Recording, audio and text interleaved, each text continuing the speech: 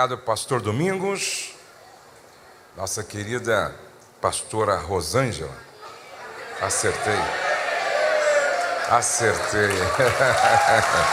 Rosângela,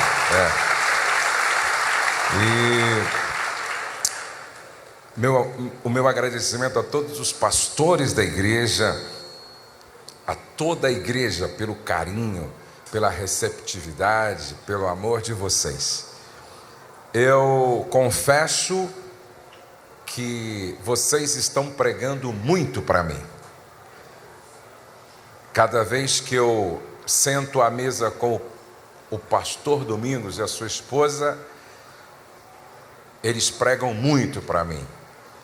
Hoje eu estive com o Salazar, tomando um café, e ele também pregou muito para mim. Eu estive com aquele casal, Eledir e Eliana, eles pregaram muito para mim. E às vezes eu vou em uma igreja para ministrar, e quem mais é ministrado sou eu. Eu fui na Itália ministrar lá com a pastora Roselen, e quando eu voltei com a minha esposa para casa, nós voltamos muito edificados, porque ela não tem noção do quanto a história dela, a vida dela, nos inspirou, nos motivou, nos desafiou. E esse é o segredo para a gente nunca parar de crescer, não é? Estar sempre aberto para aprender. Quantos são líderes de célula aqui? Levante a mão, por favor. Quantos? Olha, bastante, hein? Quantos sonham um dia em ser? Levante a mão assim, por favor. Bastante. Que bom. Antes de eu começar a ministrar nesta noite, não sei se vocês ouviram eu falar sobre a nossa casa de recuperação de casamentos, lá em Bragança Paulista. Quem pegou esse folder aqui? Vocês pegaram esse folder? Então, olha, se você precisa ou conhece alguém que precisa, entre em contato conosco. Nós queremos ser canal de bênção para o casamento, para a família de todos que precisam, tá? É um trabalho específico com casais que estão se separando. Então, antes de se separar, vai para lá, porque com certeza lá Deus muda a sua história. Eu gosto muito de conversar assim com as pessoas que vão me ouvir. E eu gosto muito de instruir, de ensinar as pessoas. Aprenda algumas coisas importantes numa escola. Aquilo que você não escreve, você não realiza. Eu vou repetir. Aquilo que você não escreve, não anota ou não grava, você não realiza. Sempre que eu vou ministrar, eu fico observando quem está gravando, quem está anotando. Porque quando uma pessoa está falando, às vezes, o Espírito traz na nossa mente alguns insights. Se você não tem papel, se você não tem caneta, se você não está anotando, você pode esquecer e perder. É muito importante que a gente desenvolva o hábito de marcar, de escrever, de anotar, de registrar. É muito importante. A pastora disse que não marcou outro dia, mas gravou, para depois ela recapitular. Eu tenho um iPad, nesse iPad eu tenho um gravador que você grava e ao mesmo tempo você escreve, entendeu? E eu me lembro que um dia eu estava ouvindo Dag Music, e aí ele falou uma mensagem linda sobre crescimento de igreja, e eu anotei muita coisa e gravei. Um dia eu estou escrevendo um sermão sobre crescimento de igreja e precisava de algumas estatísticas. Aí eu lembrei que há 4 anos atrás eu ouvi um pregador no Rio Grande do Sul e fui nos meus arquivos e encontrei aquela preciosidade que agregou muito valor ao que eu estava falando, ao que eu estava fazendo. Então é muito importante que você desenvolva esse hábito de escrever, de anotar. Eu também tenho dito às pessoas que é muito importante você ter um diário. Quem tem um diário aqui? Levante a mão assim. Onde você escreve todos os dias. Todos os dias. Todos os dias.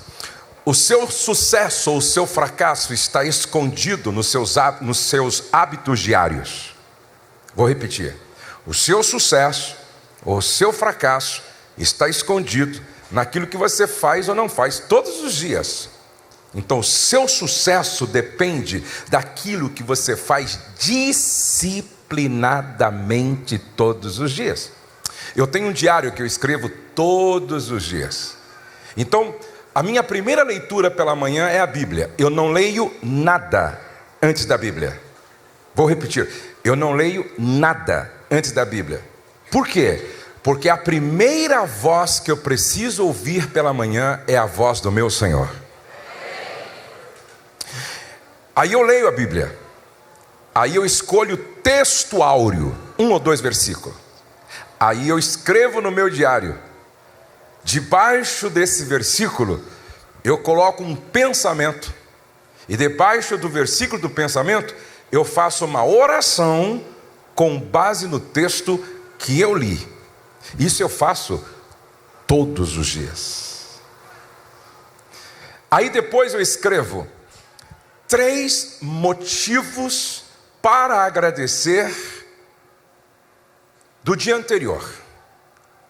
Certo? Porque eu escrevo de manhã. Então eu penso assim, tudo que me aconteceu de bom no dia anterior, eu escolho 3 coisas e eu registro. Ou seja, eu treinei minha mente a prestar mais atenção no positivo do que no negativo. Por isso a minha manhã começa sempre assim: o céu não está em crise, Deus está no controle, eu creio em milagres e tudo posso naquele que me fortalece, e esse dia promete. Amém, queridos? Então, disciplina. Quem não se submete à dor da disciplina, amanhã vai chorar com a dor do remorso e do arrependimento. Eu vou repetir. Quem não se submete à dor da disciplina, amanhã vai chorar com a dor do remorso e do arrependimento. O segredo dos campeões é a disciplina. É a disciplina. Só para ajudar você um pouco. Mas eu quero hoje tentar concluir o que eu comecei no primeiro dia. No primeiro dia, se puder colocar na tela, que eu fiz questão de trazer hoje para facilitar. No primeiro dia eu comecei falando sobre algumas verdades que todos os pais precisam saber em relação ao processo de educação, de criação dos filhos. Agora, deixa eu dizer, quantos são pais aqui? Levante a mão, todos os pais. Deixa eu dizer para você. O segredo é você começar esse processo de educação, de disciplina, desde o berço. Uma criança estava com 6 anos e a mãe perguntou: pastor, quando eu devo começar a disciplinar meu filho? Você já perdeu 6 anos. Você deveria ter começado desde... Na verdade, presta atenção, existe uma educação chamada pré-uterina. Uma educação que já acontece a partir do útero. Por quê? Porque a partir dos 6 meses, o bebê no ventre da mãe ouve tudo, assimila tudo, absorve tudo. Então a educação deveria começar já no útero. Olha só que interessante. Uma mãe passou a gravidez quase toda ouvindo uma música, coisa de grávida, uma música. E ficava ouvindo aquela música. Eu creio, como é que é? Eu não creio num Cristo vencido. Lembra dessa música? Abatido, cheio de dor, lembram? Ela passou a gravidez ouvindo essa música. A criança nasceu, a mãe ouvindo essa música. Quando a criança nasceu e cresceu, e começou a aprender a falar, sem que ninguém tivesse ensinado para ela, um dia a criança entra na cozinha cantando essa música. Percebe? A criança assimilou, memorizou, guardou, porque a partir dos 6 meses, na barriga da mãe, a criança ouve, assimila, absorve tudo. Por isso que também tem trauma intrauterino. Então tem que começar cedo. Por exemplo, eu comecei bem cedo. Eu já comecei inculcando a palavra nos meus filhos desde pequeno. Eu já comecei a disciplinar meus filhos desde pequeno. O que acontece quando chega na adolescência? Fica mais fácil. Fica mais fácil. Agora, guarde isso com você. Aquilo que você investe de tempo, de educação, de ensino, de 1 até 13 anos na vida do filho, é determinante para o resto da vida. Vou repetir. Aquilo que você investe de tempo, de educação, de ensino, de disciplina, de 1 aos 13 anos é a base, é determinante para o resto da vida. Então você tem que começar cedo. Perguntaram para mim assim no Instagram, essa semana que eu passei respondendo perguntas: pastor, eu devo levar minhas crianças obrigadas para a igreja? Eu disse: meu pai nunca me perguntou se eu queria ir ou não. E eram 9. E não tinha o que querer. Quer dormir? Dorme na igreja. Entendeu? Quer correr? Vamos correr lá na igreja. Mas para a igreja. Todos para a igreja. Meu pai era muito severo. E hoje eu agradeço aquilo que o meu pai e minha mãe fizeram. E amanhã os teus filhos vão agradecer também. Criança não tem o que querer, gente. Lugar de criança, de crente, é na igreja. Amém, queridos? Lugar de criança, de gente séria, de Deus, é na igreja. Adolescente também. Entendeu? Vamos para a igreja, minha filha. Vamos para a igreja, meu filho. É para a igreja. Mas fica bem mais fácil quando, desde criança, pequena, sendo levado para a igreja, fica mais fácil na adolescência. Mas dá uma olhadinha agora, próxima, por favor. Todo filho quer ter um pai que gere memórias positivas em seu coração. Todo filho quer ter um pai que gere memórias positivas em seus corações. Veja o que está escrito em Lucas, por favor. Pode ir passando aí isso. Olha lá. Levantar-me-ei e irei ter com o meu tio. Levantar-me-ei, irei ter com a minha avó. Levantar-me-ei, irei ter com aquele meu vizinho que é gente boa. Sim ou não? Levantar-me-ei, irei ter com aquele sacerdote lá da sinagoga. Sim ou não? Não. Levantar-me-ei, irei ter com meu pai. Diga: com o meu pai. Por que o filho pródigo sentiu saudade da sua casa? Por que o filho pródigo sentiu saudade da sua casa? Veja o que diz a Bíblia em Lucas 15, 17 e 18. Então, caindo em si, disse: quantos trabalhadores de meu pai. Repete comigo: meu pai. Outra vez: meu pai. É interessante que esse daí toda hora diz: meu pai, meu pai, meu pai. O outro, mais velho, em nenhuma vez ele diz meu pai. Porque ele não vivia em casa com a consciência de um filho. Meu pai tem pão, de meu pai tem pão com fartura, e eu aqui morro de fome. Levantar-me-ei, irei ter com o meu pai. Por que o filho pródigo sentiu saudade da sua casa? Veja aí, por favor, passa por favor, porque na sua casa havia o quê? Um pai incrível. Diga, um pai incrível.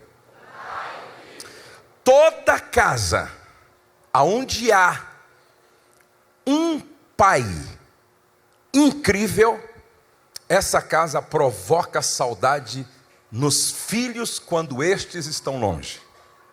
Primeiro, ele era incrível porque ele era generoso. Quantos trabalhadores do meu pai têm pão com fartura, generosidade. Um pai partilhador. Dá-me a parte da fazenda que me pertence, pediu o filho mais novo. E o pai repartiu. Acessível, porque a parábola mostra o pai falando com o filho mais novo, o filho mais novo falando com ele, o filho mais velho dialogando com ele. Era um pai acessível, um pai esperançoso. Aonde é que está isso na parábola? Primeiro, ele ceva um bezerro, porque ele esperava a volta do filho. Ele compra um vestido, porque ele esperava a volta do filho. Ele compra um anel, porque ele esperava a volta do filho. Ele compra alparcas, porque ele esperava a volta do filho. Um pai esperançoso, um pai perdoador, cujo coração não havia nenhum resquício de sentimento de vingança. Um pai carinhoso, porque quando ele vê o filho ao longe voltando, a Bíblia diz que ele correu na direção do filho, o abraçou e beijou. Diga, abraçou e beijou. Esse pai provoca saudade. Esse pai, mesmo que o filho esteja longe, ele vai dizer: levantar-me-ei, e irei ter com o meu pai. Eu estou com saudade do meu pai. Meu pai me faz muita falta. Ele gerou em mim memórias positivas. Não só havia ali um pai incrível, próxima slide, mas aquela casa tinha um ambiente incrível. Porque se o pai, ele é o sacerdote, ele é o profeta, ele é o líder, ele é o pastor, então ele é a figura de autoridade determinante para o ambiente da casa. Para o ambiente da casa. Então preste atenção que esse ambiente era incrível, simplesmente porque o pai era incrível. E o pai era incrível porque ele fez com que aquele ambiente fosse marcado pela graça. Diga, um ambiente marcado pela graça. Outra vez, um ambiente marcado pela graça. Naquela época a família era patriarcal. E em sendo família patriarcal, a figura do pai era soberana. E como soberano, pelo que o filho mais novo fez, o pai poderia matá-lo. Porque a ofensa, a agressão, a estupidez daquele menino foi tão grande, porque ele deseja a morte do pai. Quando ele pede a herança com o pai vivo, era o mesmo que dizer: para mim chega, você deveria morrer. Porque a herança só era repartida com a morte do pai. E ele pede a herança com o pai vivo, demonstrando um desejo pela morte do pai. E o que esse pai faz? Em vez de matá-lo, ele age com graça. E graça é tratar o outro como o outro não merece ser tratado. Graça é tratar o outro como a gente não espera ser tratado. Em vez de matar o filho, ele reparte a herança. O filho vai embora, desperdiça tudo, vivendo de forma dissoluta, cai em si e volta. Quando o filho volta, ele volta sem anel, sem alparca, ele volta sem dinheiro, contextualizando. Ele volta sem carro, sem roupa, sem relógio, sem joias, moribundo, cabeludo, barbudo, rasgado, mal cheiroso, descalço, mendigo. E quando o pai encontra o filho, é interessante que os estudiosos dizem que dentro de uma família patriarcal, onde o pai era uma figura soberana, jamais um pai velho, idoso, correria ao encontro de um filho, jamais. Mas aqui é uma figura do próprio Deus. E diz que para o pai correr na direção do filho, aquele senhor, ele tinha que levantar sua vestimenta daquela época, que era quase como um vestido, tinha que levantar sua vestimenta e expor suas pernas, o que era extremamente vergonhoso para um velho. É Deus na cruz se expondo, indo ao seu encontro e ao meu encontro. E aquele pai, quando encontra o filho, não disse: bem feito, não te falei? Era isso que ia dar. Cadê o carro? Contextualizando. Cadê as joias? Cadê o relógio? Cadê as roupas? Cadê os perfumes importados? Cadê tudo? Não! A Bíblia diz que esse pai abraça, diga graça. Beija, diga graça. Interrompe o discurso, diga graça. Diz, vem comigo. E aí aquele pai não deixa o filho voltar para casa sozinho. Ele volta para casa com ele, diga graça. Chega em casa, ele diz, mata o bezerro, diga graça. Traz vestido novo, diga graça. Coloca anel no dedo, diga graça. Alparca nos pés, diga graça. Põe a música para tocar, diga graça. Mata o bezerro, churrasco em casa, diga graça.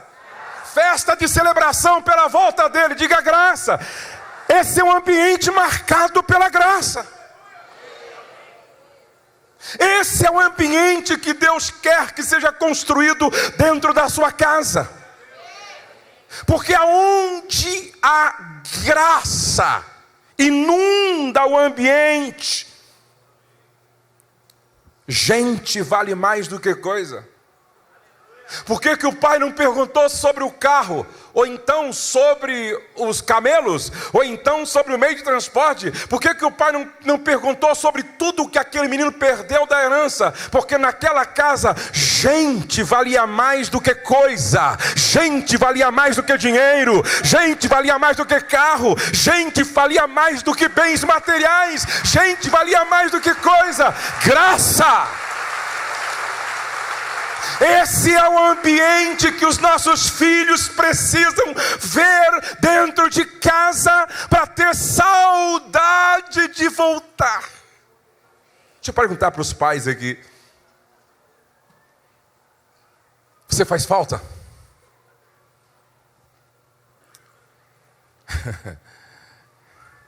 Deixa eu perguntar para a mãe aqui. Você faz falta? Um dia um homem muito rico, ele tinha 13 fazendas. Eu ministrei essa palavra e ele me procurou no final e disse assim: me ajuda a trazer de volta meu filho de 9 anos. Eu o deixei visitar a avó foi no juiz, e o juiz deu para ela a guarda do meu filho. Sabe por quê? Porque ele era um tipo de pai que nenhum filho teria saudade. Porque para o juiz dar para a avó a guarda de um filho, é porque o ambiente daquela casa era um inferno, e o pai era o responsável maior. O que os meus filhos veem em mim que provoca saudade neles? Hoje, eu me emocionei. Eu estava procurando uma foto, e eu fui no Instagram do Douglas. E quando eu fui lá no Instagram do Douglas, tem uma foto muito bem tirada, ele me olhando quando eu estou participando de um painel numa conferência. Ele está dirigindo o painel e eu estou respondendo, e o cara tirou uma foto assim mesmo, muito legal.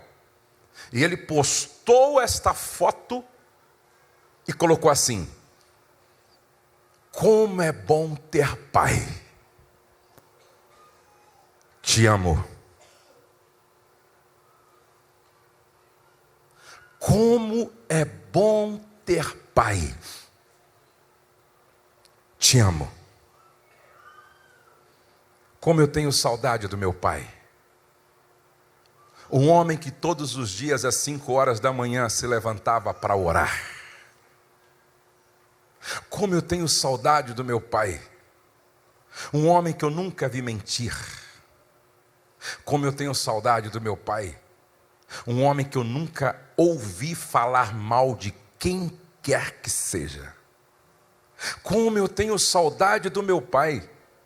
Um homem que nunca brigou com a esposa na frente dos filhos. Como eu tenho saudade do meu pai. Minha mãe ficou viúva, nova. Meu pai morreu com 51 anos de idade. E alguém perguntou para ela: Marina, por que você não quis casar mais? Ela disse: porque eu tive um marido tão extraordinário que eu não quis deixar nenhum outro apagar ele da minha memória. Irmão, se você morresse hoje,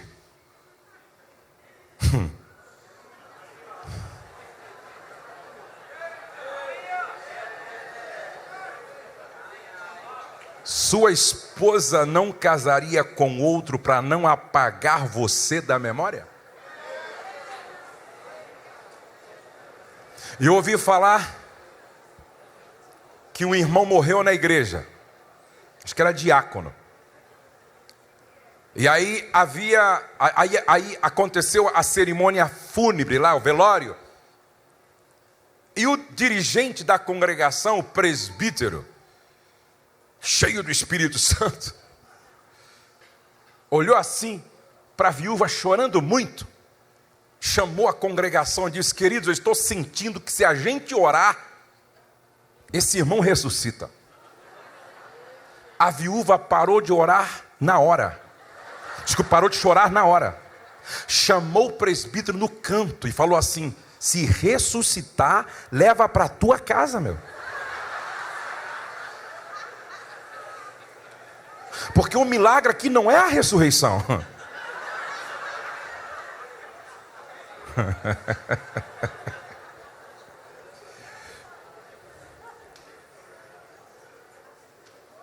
Se você morresse hoje, qual seria o sentimento da sua esposa? Não vai ser assim lá em casa, pastor.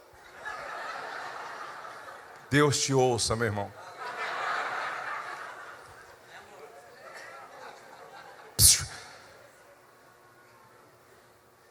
Você faz falta.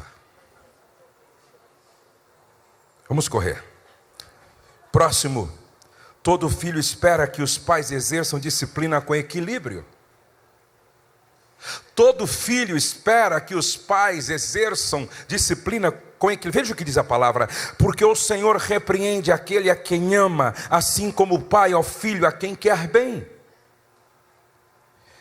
Quem não castiga, não disciplina o filho, não o ama. Quem ama o filho, castiga-o enquanto é tempo. 6 objetivos da disciplina. Por que a disciplina é imprescindível, é necessária? Leia comigo. Número 1, controlar a vontade. Número 2, desenvolver respeito à autoridade. Número 3, criar bons hábitos. Desculpe, está errado ali. É 1, 2, 3, 4. Manter o senso de responsabilidade. 5, manter a ordem. 6, edificar o caráter. Quando os filhos entendem que a disciplina é um ato de amor, é porque os pais estão aplicando de forma correta. Eu sempre disse para os pais o seguinte: orelha não está aí para ser puxada. Orelha é concha acústica para captar o som para os ouvidos. Cabelo, você sabe para que Deus colocou o cabelo em você? Em alguns houve falha de fabricação, eu acho, não é verdade? Mas sabe por que Deus colocou o cabelo em você? Não é para puxar. Outro dia eu vi um pai puxando o filho pelos cabelos. Teve um filho que na igreja o pai puxou tanto a orelha que descolou da cabeça. O cabelo está aí por 2 razões. O cabelo serve como toca térmica. E o cabelo faz parte da estética. Não é para ser puxado. Uma criança que recebe esse tipo de disciplina nunca entenderá como um ato de amor. Outro dia eu vi uma irmã dando um beliscão assim na criança. E fica quieta, fica quieta. Eu falei, deixa eu dar um beliscão desse nela, para ver se ela fica quieta. Você não tem juízo, irmã? A disciplina só é um ato de amor quando é aplicada da forma correta. Percebe? Um pai deu um tapa no ouvido do filho que estourou o tímpano. Um outro pai bateu a cabeça do filho na parede tanto que o prejudicou de uma forma assim para sempre. Disciplina só é um ato de amor quando aplicada com equilíbrio e bom senso. Nenhum pai tem o direito de expor o filho à vergonha, o disciplinando de forma errada, ainda publicamente. Quando os filhos entendem que a disciplina é um ato de amor, é porque os pais estão aplicando-a de forma correta. Provérbios 22:15 diz: é natural que as crianças façam tolices, mas a correção as ensinará a se comportarem. Provérbios 23:13 e 14: não deixe de corrigir a criança, umas palmadas não a matarão, para dizer a verdade, poderão até livrá-la da morte. Provérbios 29:15, é bom corrigir e disciplinar a criança. Quando todas as suas vontades são feitas, ela acaba fazendo a sua mãe passar vergonha. 9. Todo filho espera ser abençoado por seus pais. Repete comigo. Todo filho espera ser abençoado por seus pais. Provérbios 18:21, todos vocês conhecem. Diz assim, a morte e a vida estão no poder da língua, e quem bem a utiliza come do seu fruto. A língua tem poder sobre a vida e sobre a morte. Os que gostam de usá-la comerão do seu fruto. Repete comigo. A vida e a morte estão na minha boca. Então, quando eu falo, eu posso gerar uma psicologia de vida ou uma psicologia de morte. Interessante. É tão sério isso que lá em Provérbios está escrito assim, ó: aquele que guarda a sua boca e a sua língua livra das angústias a própria alma. Jesus disse: pelas tuas palavras serás justificado e pelas tuas palavras serás condenado. É interessante como muitos pais não se deram conta ainda do poder que há nas suas palavras no processo de formação da personalidade, na construção da autoimagem e da autoestima dos seus filhos.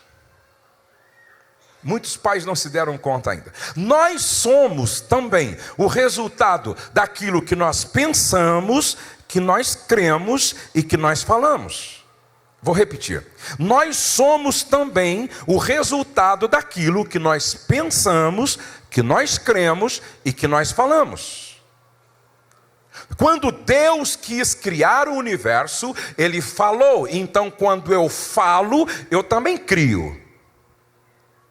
Então, quando Deus quis criar, Ele falou. Então, quando eu falo, eu estou criando o meu próprio universo. A pergunta é: se a morte e a vida estão no poder da língua, o que eu estou falando está gerando vida ou está gerando uma psicologia de morte? O que eu estou falando? Você já parou para pensar que a nossa autoimagem e a nossa autoestima são as lentes do óculos através das quais eu enxergo a vida? Você já parou para pensar que a maneira como você se vê, se percebe, se avalia, determina se você será ou não uma pessoa de sucesso ou uma pessoa fracassada? A autoestima é determinante na vida de uma pessoa. É determinante. A autoestima e a autoimagem. Como é que eu me vejo? Como é que eu me percebo? Como é que eu me avalio? Como é que eu me analiso? O que eu penso a respeito de mim mesmo? Vamos ver Jesus. Vamos ver como é que era a autopercepção de Jesus. Leia os evangelhos e você vai ler assim, ele dizendo assim, ó: eu sou o pão embolorado, amanhecido, envelhecido. Sim ou não? Eu sou o pão vivo que desceu do céu. Como é que ele se via? Eu sou o caminho, a verdade e a vida.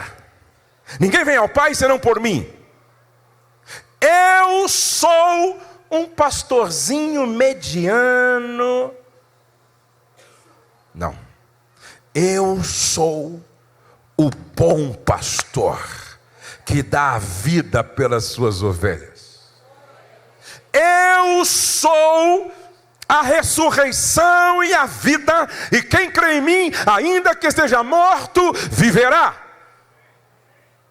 Olha como Jesus tinha uma autopercepção muito positiva, como ele tinha uma autoimagem muito positiva.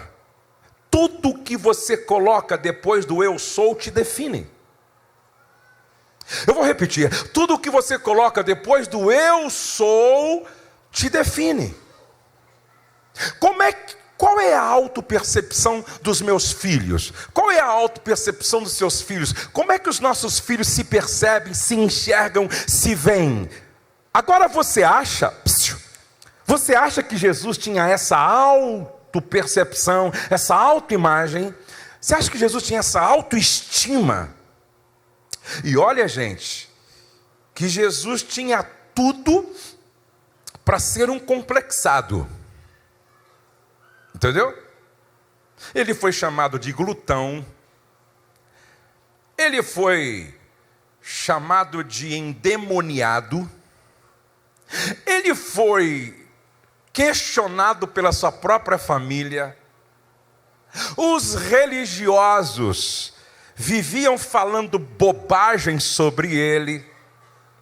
Quando ele entrou para comer na casa de um publicano, quando ele foi dormir na casa de Zaqueu, o outro publicano, ficaram falando um bocado de bobagem dele. Agora, Jesus nunca teve complexo de inferioridade.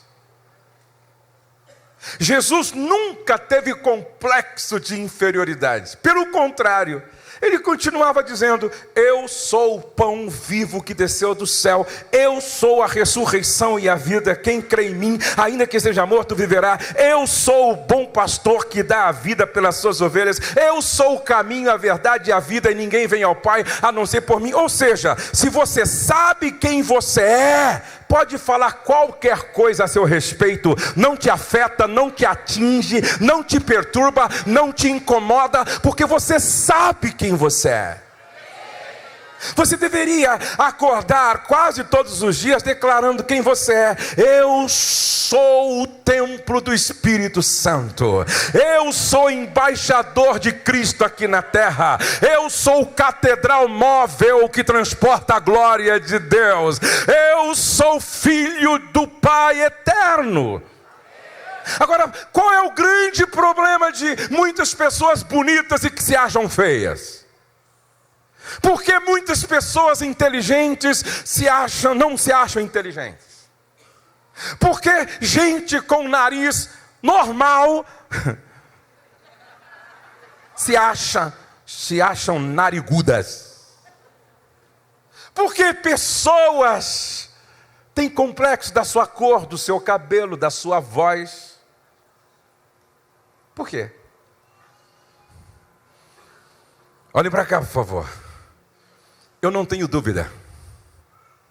A autopercepção de Jesus era resultado do que o Pai falava para ele. Jesus não nasceu com a mente programada pelo Eterno, desde o ventre, para fazer essas declarações. Não. O que Jesus falava era resultado do que ele ouviu dos seus pais. Não tenho dúvida que com frequência ele conversava com o Pai eterno.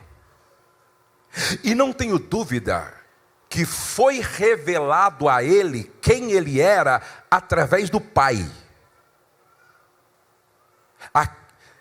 Por favor, se vocês guardarem isso, eu cumpri minha missão aqui. Palavras de um pai e de uma mãe são decretos sobre a vida de um filho. Palavras de um pai e de uma mãe são decretos na vida de uma filha. Você está escrevendo? Escreve aí. As palavras de um pai desenham o futuro profético dos seus filhos. As palavras de uma mãe desenham o futuro profético dos seus filhos. Preste atenção, sabe por que eu nunca... Olha, meus filhos nunca ouviram de mim dentro de casa. Vou repetir, meus filhos nunca ouviram de mim dentro de casa. Besta, nunca. Idiota, nunca. Sua anta. Está tudo errado hoje. Presta atenção, está tudo errado hoje. Eu vejo alguns pais dizendo assim para o cachorrinho, ó: vem com a mamãe, vem com a mamãe, vem com a mamãe. Conhece gente assim? Vem com o papai, vem com o papai, vem com o papai, vem com a mamãe, vem com a mamãe, vem com o papai, vem com a mamãe. Aí a filha vem: ô mãe, eu sou idiota, já não te ensinei, pô? E o que é aquilo lá, seu porco? Será que você é tão burro assim? Aí o cachorrinho: vem com a mamãe, vem com a mamãe, vem com a mamãe, vem com a mamãe, vem com o papai. Faz sentido isso, sim ou não? Tem gente que nunca chamou o cachorro de porco. Nunca chamou o cachorro de idiota. Nunca chamou o cachorro de anta. Mas sempre chama os filhos Está tudo errado. Palavras matam. Palavras fazem viver.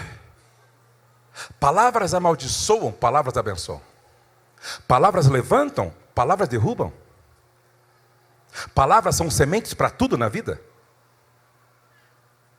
Paulo disse: não saia da vossa boca nenhuma palavra torpe que vem de torpedo explosivo. Olha o que Jesus disse, isso é sério. Todo aquele que chamar o seu irmão de raca será réu do fogo do inferno. Todo aquele que chamar o seu irmão de louco, e aí quero que você entenda, Jesus não estava falando de palavras vazias de um conteúdo intencional. Não. Jesus não estava falando de palavras vazias de um conteúdo intencional. Jesus estava falando de uma palavra que é dita intencionalmente para destruir o outro, implodir emocionalmente o outro, acabar com a autoimagem, autopercepção, autoestima do outro. Olha o que um pai falou para um filho na hora da raiva: você não nasceu, você foi expelido nas fezes da tua mãe. Chamou o filho de merda.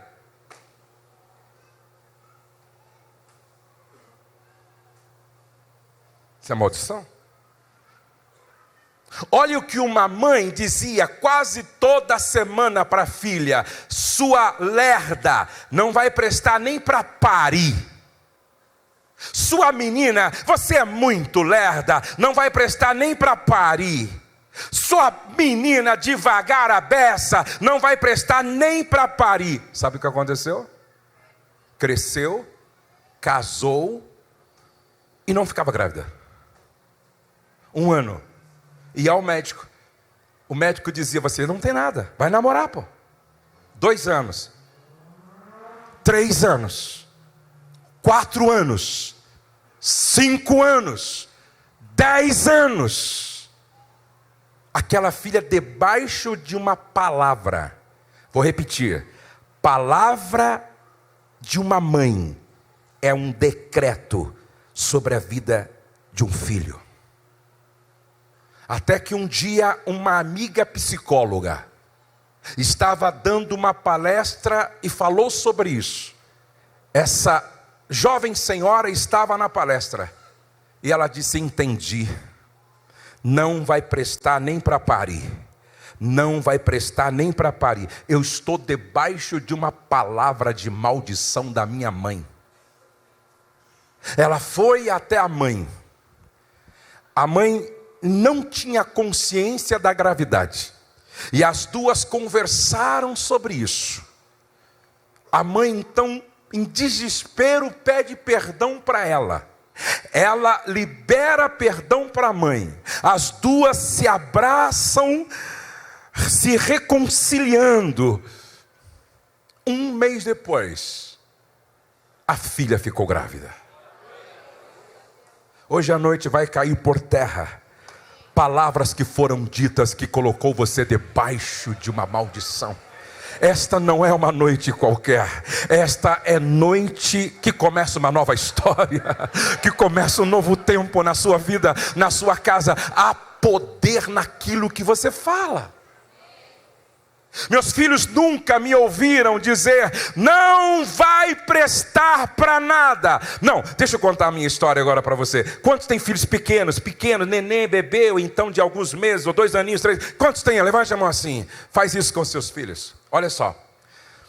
Letícia nasceu. Aí eu pegava a Letícia assim e ficava assim, ó: nasceu para vencer, nasceu para dar certo, nasceu para a glória de Deus, nasceu para ser uma bênção. Douglas nasceu para vencer, nasceu para a glória de Deus, nasceu para ser uma bênção, nasceu para dar certo. Pedro, adotado, chegou em casa com 24 horas de nascido. Dormia de dia, acordado de noite chorando. Traumas intrauterinos. E aí eu ficava assim, para ajudar minha esposa, às vezes em quando à noite. Nunca orei tanto de madrugada como naquela época. Nasceu para vencer. Nasceu para dar certo. Nasceu para a glória de Deus. Nasceu para ser profeta chorão, ainda que nem Jeremias. Nasceu para vencer. Se eu conheço alguns pais, não é? Cala a boca, desgraçado. É por isso que tem pai que joga a criança na parede. E eu nasceu para vencer, nasceu para dar certo. Aí a Letícia cresceu, começou a aprender a falar.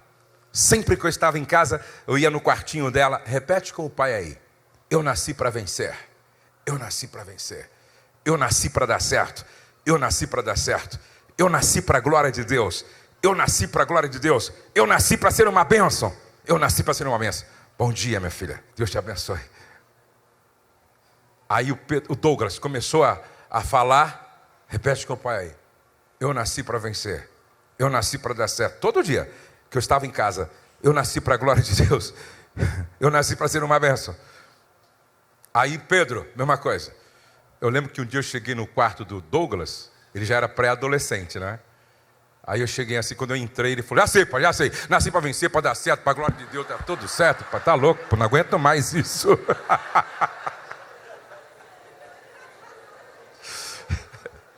É lavagem cerebral.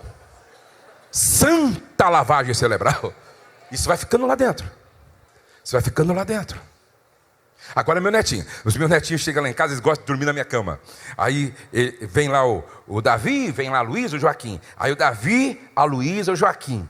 Aí o Joaquim lá brincando com o celular do vô, né? Brincando. Aí eu falo, vamos orar. Aí eu oro com ele e tal. Aí agora, e aí eles voltam a brincar lá, jogar no celular do vô. Aí, não, vamos, presta atenção, Davi, Luísa, repete com o vô. Eu nasci para vencer. Ninguém repete. No celular. Eu nasci para dar certo. Ninguém repete. Falou, olha, o pai de vocês repetiram a vida inteira isso comigo, pô. Vocês têm que repetir também. Ô, vô, tô brincando aqui, pô. Você tá me incomodando já, pô. Você tá me incomodando, vô. Deixa eu terminar isso aqui, vô. Vamos fazer o seguinte, Davi. R$2. Ele para na hora. Nasci para vencer, para dar certo, para a glória de Deus, para ser uma bênção. O que você quer que eu fale mais, vô? O que o senhor quer?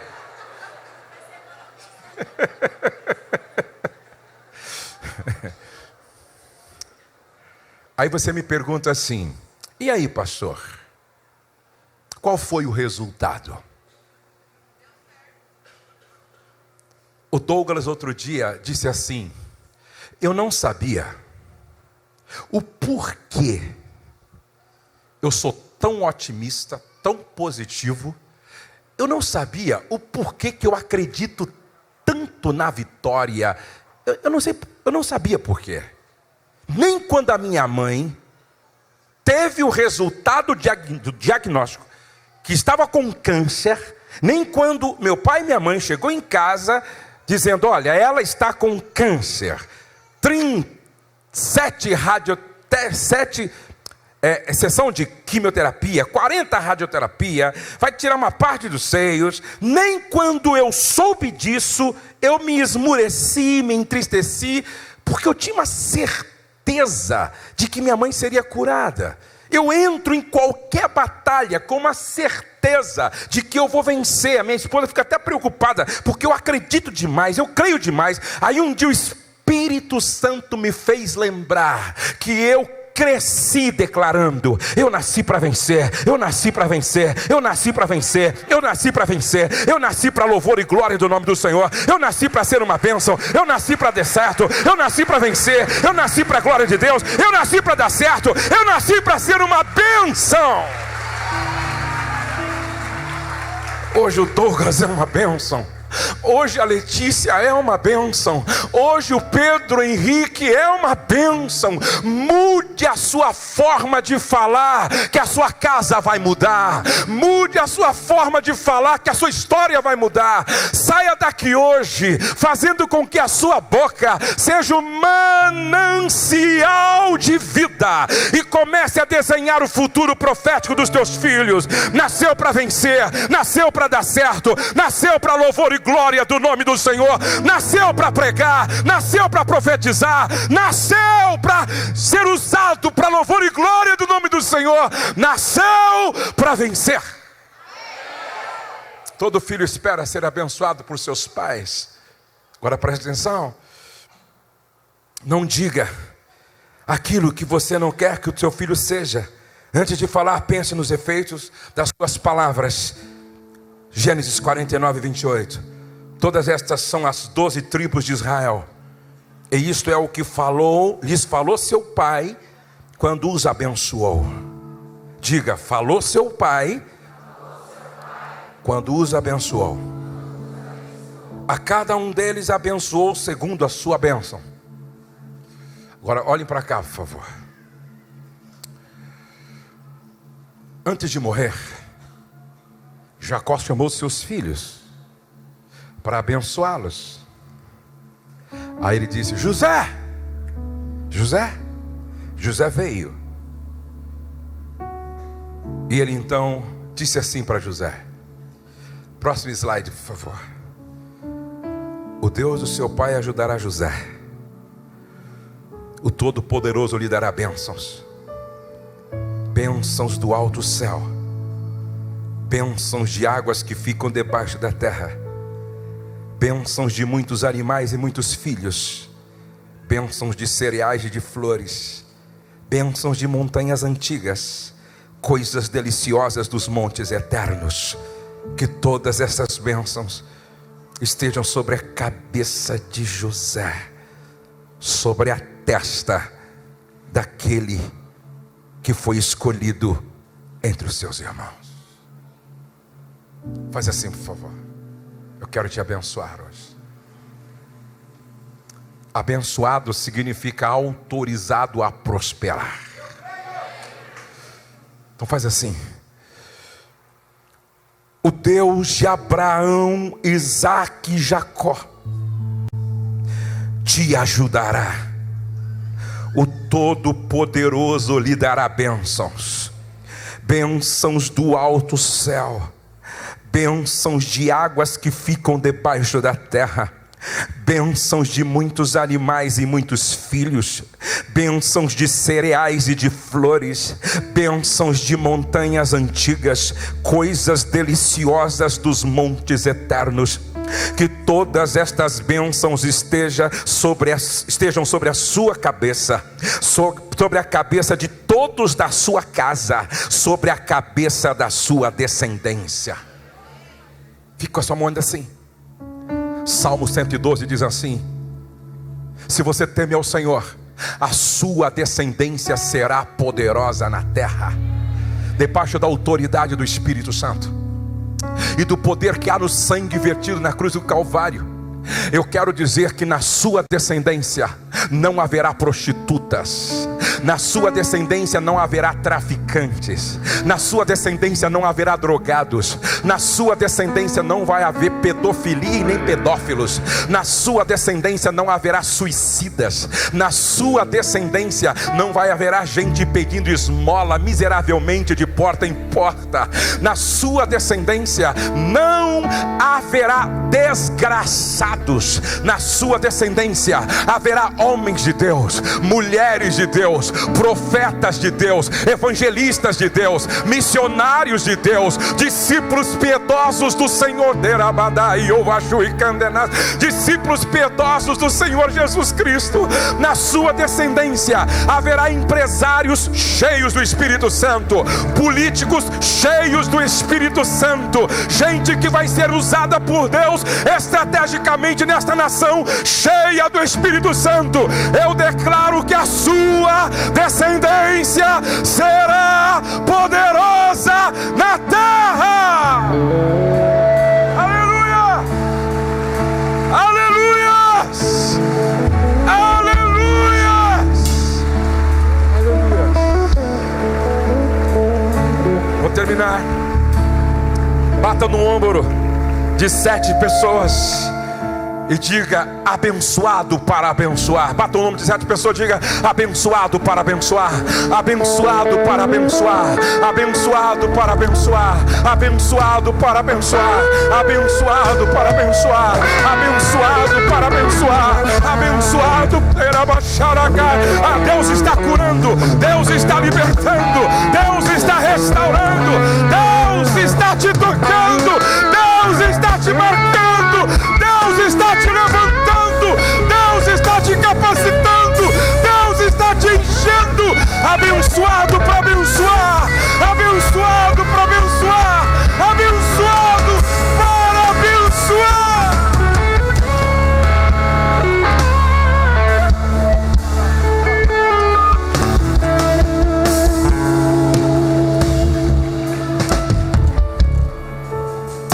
Glória a Deus. Eu vou ter que voltar aqui para terminar.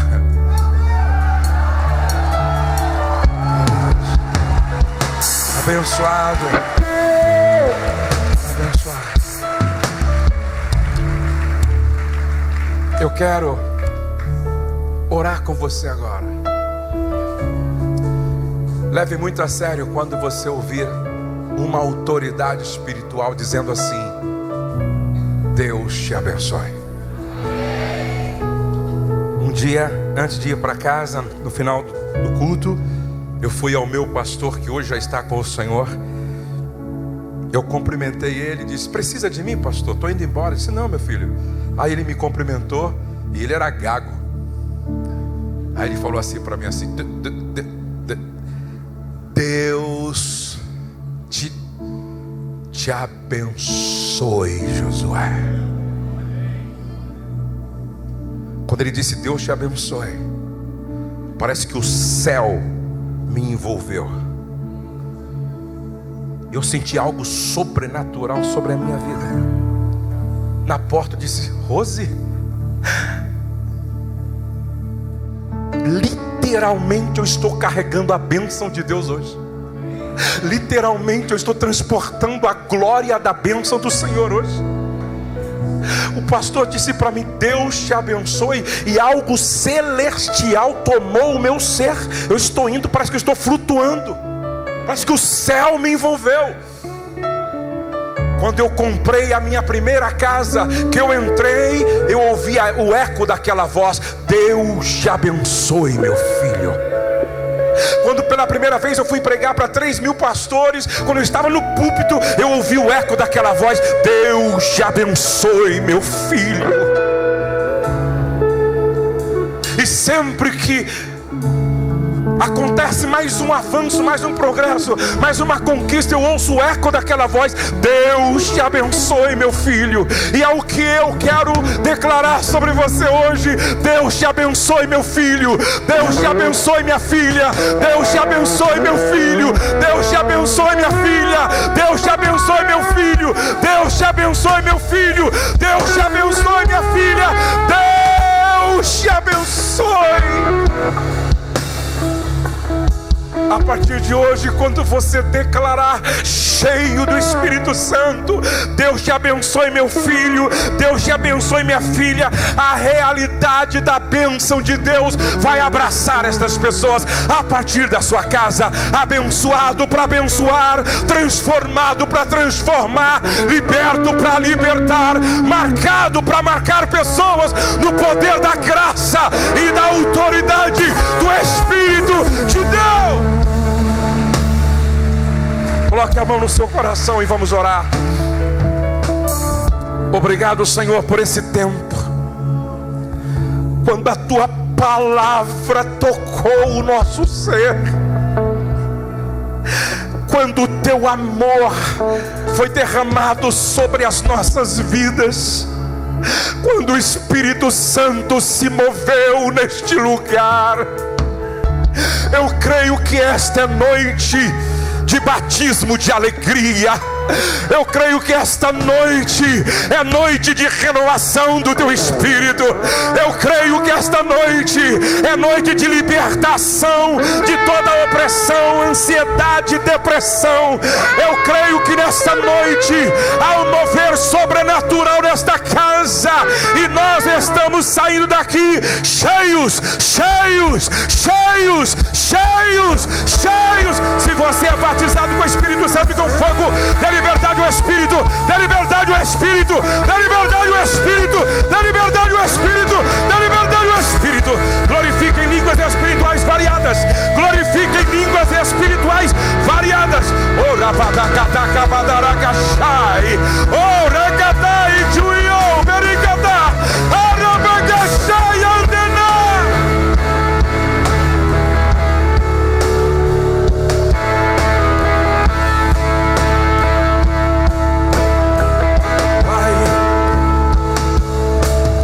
Nunca mais as nossas casas sejam as mesmas.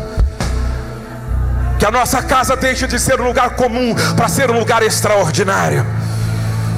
Que a nossa casa seja um lugar da manifestação da tua glória, do teu poder, da tua graça, da tua unção. Que a nossa casa seja um lugar de renovação, de reconciliação, de salvação, de perdão. Que a nossa casa seja o lugar aonde o maior avivamento esteja acontecendo. Que a nossa casa seja um lugar tão extraordinário, lugar de cura, porque quem entrar lá em casa doente vai sair curado, quem entrar oprimido vai sair liberto, quem entrar triste vai sair batizado com batismo de alegria. Que a nossa casa se torne um lugar da manifestação da tua presença, Pai, sempre, no nome de Jesus. Vamos aplaudir ao Senhor, vamos aplaudir ao Senhor.